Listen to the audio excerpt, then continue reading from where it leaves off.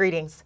Thank you for joining us today, September 6, 2016, for our Parent Power Hour session. Our topic is understanding the graduation plan, and our consultant guest speaker we have with us is DeShandra O'Neal. She is one of our counseling consultants here at the Region 10 Education Service Center. So thank you for joining us. Thank you, Lauren, for having me. We appreciate your time, and we want to get started right away with a few questions just parents have been asking in regards to the graduation plan. What does that even mean for me as a parent? What do I need to be aware of? Okay.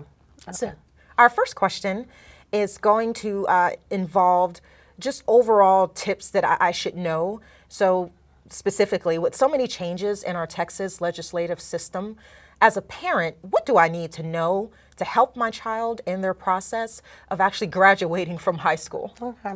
Well, Lauren, in 2013, the 83rd Texas Legislature replaced the minimum high school program, the recommended high school program, and the distinguished achievement program with what's now called the foundation high school program. And this began in the 2014-15 school year.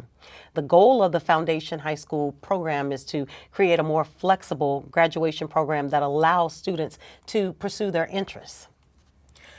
That's good to know. So this is actually more of an individualized type of plan then, as pertains to the one we had in previous years? Mm-hmm. Okay. Yes. So what are the actual universal requirements? Because I know there has to be just some things that are just the same for everyone. Mm-hmm. So what are the universal requirements for a student in order to graduate in the state of Texas? Okay.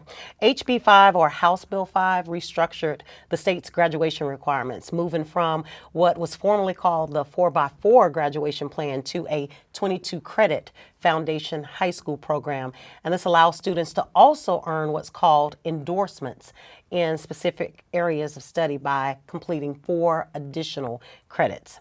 And so looking at the breakdown, the 22 credit foundation plan requires 4 credits in English. That's going to be English 1, English 2, English 3, and 1 credit in any authorized English course that the district may have. It's also going to require 3 credits in mathematics, and that includes Algebra 1, Geometry, 1 credit in any authorized math course, 3 credits in science, that's going to be biology, IPC, chemistry, or physics, 1 credit in any authorized science course, 3 credits in social studies, which includes world geography or world history. In the past, with the 4x4, you had to take world geography and world history. Okay. With this new plan, it's world geography or world history, U.S. history, U.S. government and economics. And in addition, students will also be required to complete 2 credits in languages other than English, and that's going to be foreign language. And what's been added recently is also that students can complete 2 credits in computer science to meet this requirement of 2 credits in languages other than English. 1 credit of physical education, 1 credit of fine arts, and 5 credits in electives. And these elective credits can include your CTE, which is your career, technology, and education courses, or your certification courses. May I ask, what do you mean by certification courses? What is that? Certification courses may include items like with students that take business courses. Okay. They may be able to get certification for a business course or automotive. Also allow students to be able to earn certification before they leave high school.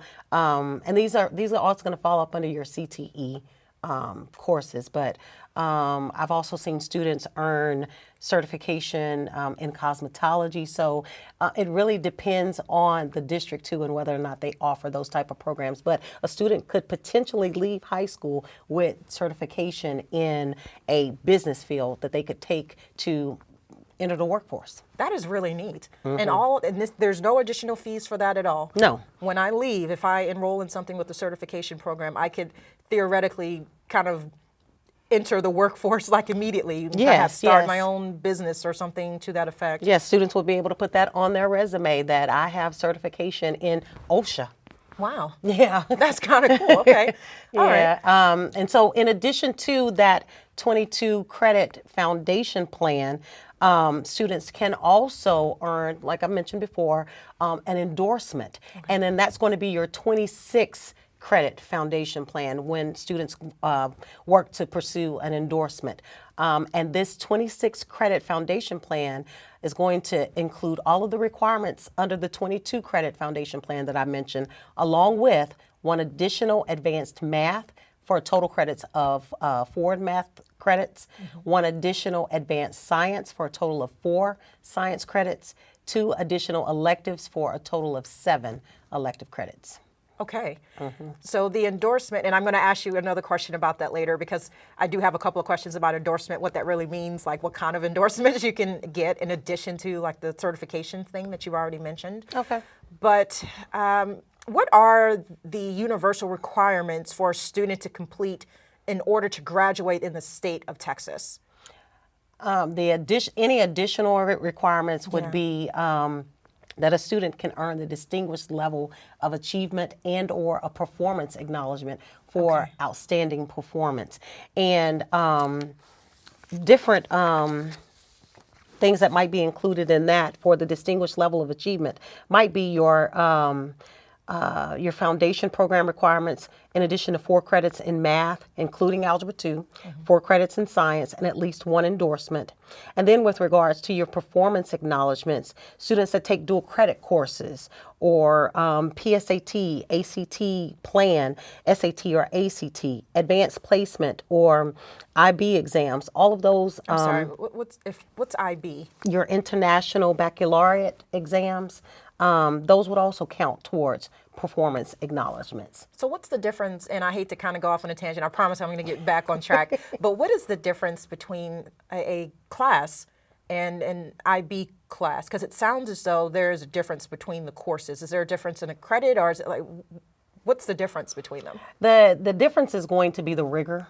And that's required for your IB classes. It's more rigor. As far as credits, the students pretty much earn the same credits. Now, when you get into talking about grade points and that go towards graduation and your rank, that's a little then different. That's a little different. And that's where a student who's taken an IB course might get more points might get more grade points towards their rank when it's time to graduate. But as far as the credits for the class, you're going to have the same amount of credits, but the rigor and the challenge is going to be more for your IB courses and for your AP courses as opposed to your general ed. And high AP, school that's advanced placement? Advanced placement, yes. Okay. Okay. So just to make sure I have this solid in my mind before I ask you my next question. There, with the graduation plans, there's the foundation plan, and that's the one that's 22 credits. Yes. You have your distinguished plan, and that's 26 credits. Well, you have your foundation plan, that's the 22 credits, and then you have your foundation plan with an endorsement. It's going to be your 26 credits. And in addition to earning that foundation with an endorsement 26 credits, students are also eligible to strive for the distinguished level of achievement. And across the board, everyone has to have the 22 credits, and anything else, yes, it's extra. Yes. Okay. Yes. Thank you. I just wanted, because you gave us a lot of information and with the credits, and it's very helpful because I didn't know about the certifications, and now I'm going to ask you some other questions about endorsements, but now I understand what that is a little bit more.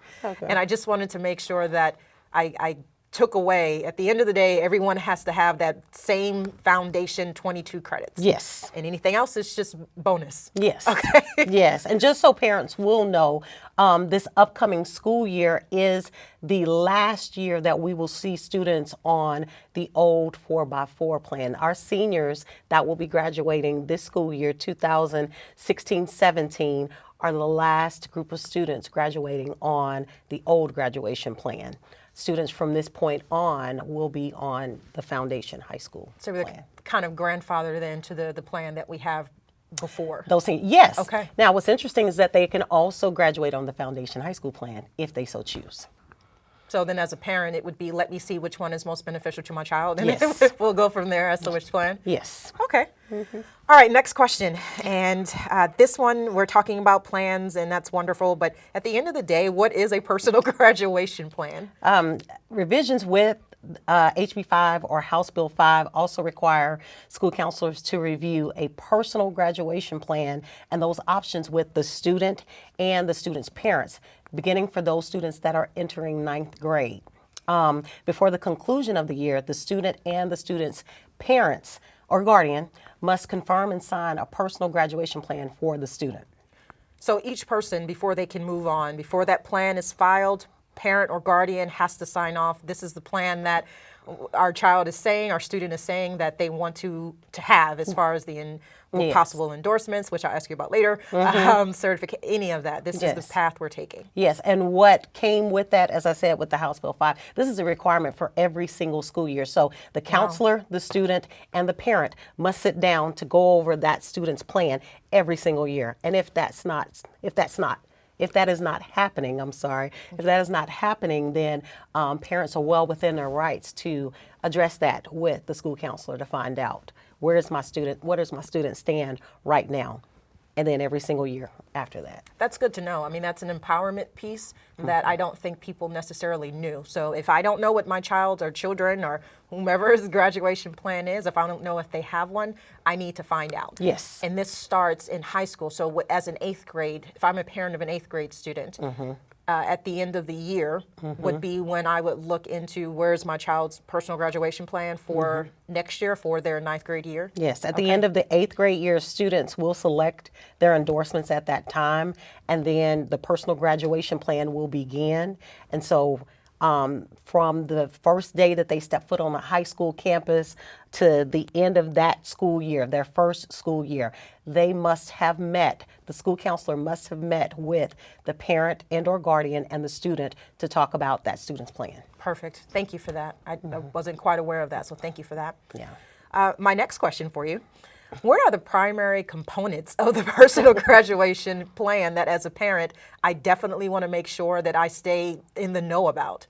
The personal graduation plan, it's a working document, and it's used by counselors to track students' completion of graduation requirements. So it's going to entail, or it may have on it, grades for the students, course credits that the student has completed for that school year, assessments, any acceleration that the student may have needed to complete, and other requirements. So it's kind of like a snapshot.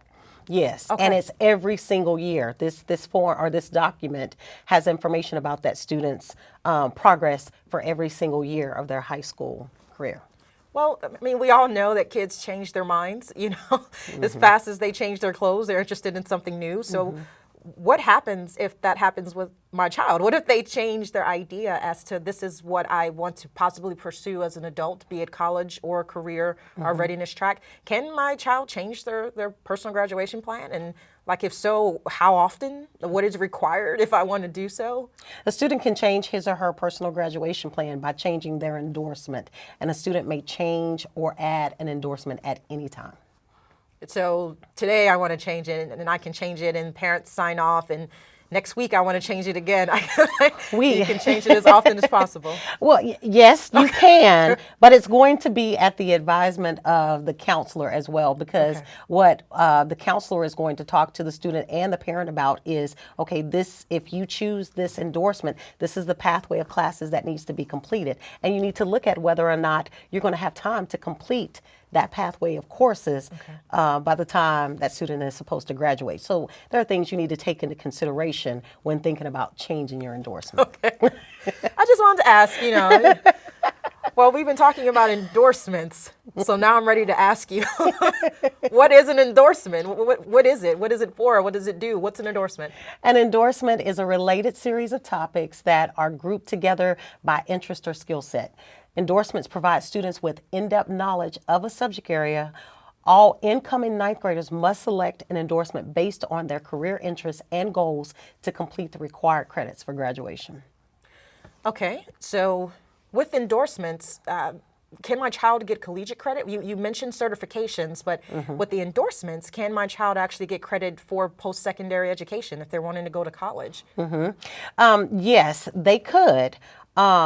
Courses are offered at the high school level, such as AP English or some campuses may even offer dual credit courses. If a student elects to take those classes and is successful in receiving the grade needed for credit in your AP courses, Okay. or successful for earning a passing grade in the dual credit courses, then they could possibly receive college credit that way. But endorsements in themselves do not provide college credit? No. Okay. No. Okay. Well, what does it mean then? And I'm almost done with the endorsement questions, I promise. I just had a few more. What does it mean if I say that I graduated with an endorsement? Because based on what you explained to us before, we all have to have the 22 credits for the foundation, the graduation plan itself. But why do I want an endorsement? What does that actually mean? To graduate with an endorsement says that a student deliberately set out to develop his or her knowledge more deeply in a subject. It confirms that the student achieved proficiency in that subject according to the state's criteria, and then it also marks deliberate study relevant to a student's prospective major in college. So it's kind of setting them up to be more successful should they choose to go directly into college. Yes. It's just an additional support really to prepare them before they even get to college. Yes, Okay. yes. Okay. Having a plan in mind, because what we see with a lot of students that are going into college, a lot of them are undecided and don't have any idea as to what is it that I want to major in. Endorsements helps them to be able to think about it a little bit early and say, I think I may be interested in this. Which I'm sure helps them with internships and things Yes. of the like. If I've already had a little bit of experience with it through my high school career, Yes. it can help set me up for when I get out of high school. Yes. Okay. How many endorsements are there? There are 5 types of endorsements. They include STEM, business and industry, public service, arts and humanities, and multidisciplinary studies. What's STEM? The STEM pathway will allow students to select courses from science, including environmental science, technology, including computer science, engineering, and advanced mathematics. Okay. And then with regards to the business and industry pathway, this will allow students to select courses from database management, information technology, communications, accounting, finance, marketing, graphic design, architecture, construction, welding, automotive technology, agricultural science, heating, ventilation, air conditioning. The list goes on for your business and industry pathway. That's pretty detailed. Like you genuinely could come out and go into the field with okay. Yes, yes. And then with regards to the public services pathway, this allows students to select courses from areas like health sciences and occupations, education and training, law enforcement, culinary arts, hospitality. With the arts and humanities pathway, this allows students to select courses from political science, world languages, cultural studies, English literature, history, fine arts. And then lastly, with the 5th and final pathway, the multidisciplinary studies endorsement, this allows students to select courses from the curriculum of each endorsement area. They can also earn credits in a variety of advanced courses to complete the distinguished level of achievement under the Foundation High School program. And what's critical to know about this, and with regards to this question that you've asked me, is that not all school districts offer all of these courses. So it really depends on whether or not your district offers these courses. I was thinking, as you were explaining all of this, it started to click more to me about the certifications. You mentioned that earlier. When I was listening to the long list of business and industry opportunities you have, it's like, oh, certifications make sense now, because with the welding, I could perhaps finish with a welding certification and then take that and go into the welding field should I choose career readiness and for going straight to college. Yes. But it also made me wonder, well, what if my school doesn't offer any? So this is only available, the endorsements, it just depends on what's actually offered at your school. In your district. In your district. Your course offerings for your district, yes. So if it's, okay, well then another question, because you clarified that. So that makes me wonder, if I'm at high school A and they do not have the STEM focus, but I'm really interested in it, could I go to high school B to take the STEM courses? Are we saying within the same district? Within the same district. Is that the district policy? You have to look at? Yes, you'd have to look at local district policy to determine whether or not students are allowed to change high schools or Take courses transfer to at it. Okay. Yes, transfer to another high school. But definitely something that warrants, if I'm interested in an endorsement that's not at my school, that's definitely worth the time to speak with my counselor about. Yes. And okay. Yes. Okay. Indeed. I have a couple more questions for you, maybe 3. Then I promise we will let you go. So thank you again for your time. We've actually kind of answered this already, but I just want a little bit more clarification. You said that not all endorsements are available at every high school in the state. Could you give me a little bit more, like how many endorsements is required that a high school provide? A district must offer at least one endorsement, but a district should be able to offer at least 3 of the 5 endorsements. Okay. Reason being are the requirements for the districts with regards to the courses that they offer. The 3 endorsements that I am referencing in particular are going to be your multidisciplinary studies, because all districts are required to offer at least 4 courses in each foundation subject area to include English 4, chemistry, and/or physics. Okay. The second endorsement is going to be the business and industry, because all districts are required to offer a coherent sequence of courses from at least 3 CTE career clusters. And then the last one is going to be STEM, that all districts should be able to offer the STEM endorsement, because all districts are required to offer at least 6 science courses. So in order to meet the personal graduation plan that you mentioned to us earlier, the 22 credits, that foundation plan, Yes. districts would have to offer those 3 endorsements Yes. because they're Yes. based on the foundation plan that we're all required to have as a state. Yes. Okay. Well, that's good to know. I may not have all 5, but definitely one of the 3 I can choose from at my campus. Yes. It's good to know. Okay, so maybe 2 more questions. I kind of want to wrap up my thought process on the whole endorsement thing. So how do I obtain an endorsement, and can I graduate with more than one? Since it's possible to have at a minimum like 3 of the endorsements at my high school, what if I want 2 of them? Like, how does that work? As I stated earlier, to graduate with an endorsement, you're looking at graduating on the 26 credit foundation high school plan, and that's going to include 7 electives towards that endorsement that you choose. Yes, a student can graduate with more than one endorsement. A district must allow students to be able to choose more than one if it's offered, but you want to make sure that your student is looking at or has a plan in place as to how he or she is going to complete that additional endorsement. You want to make sure that you have room and time in a student's schedule to be able to pursue that additional endorsement. And I mean, it makes sense. Yeah. You know, I can be interested in 5 of the endorsements if all 5 are offered at my school, but I want to make sure that I'm setting myself up Yes. to be able to complete it within the time allotted, and, you know, not turn a 4-year process into a 7-year because Yes. I wanted extra endorsements. Yes. Okay. So 2 more questions, and I promise I'll be done. I know I said that before, but I mean it this time. My first question is, who should I reach out to if I want more information about how to understand the actual graduation plan, the 22 credits, the additional, everything you've covered with us so far? I strongly encourage parents to reach out to their son or daughter's school counselor. That's what we're here for. And I say we because, you know, I am a high school counselor. I may be a counseling consultant right now, but I'm still a high school counselor at heart, a K-12 counselor at heart. And so that's what we're there for. We're there to help the students and to help the parents to better understand the process that their students need to go through in order to meet the high school graduation requirements. So I strongly encourage parents to reach out to your school counselor. Okay. And last question, and it is the last.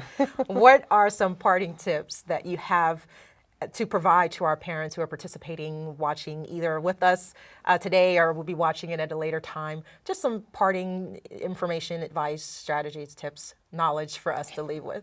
Parents, I encourage your child to build his or her academic skills through challenging, advanced academic courses. Stay in touch with your school counselor.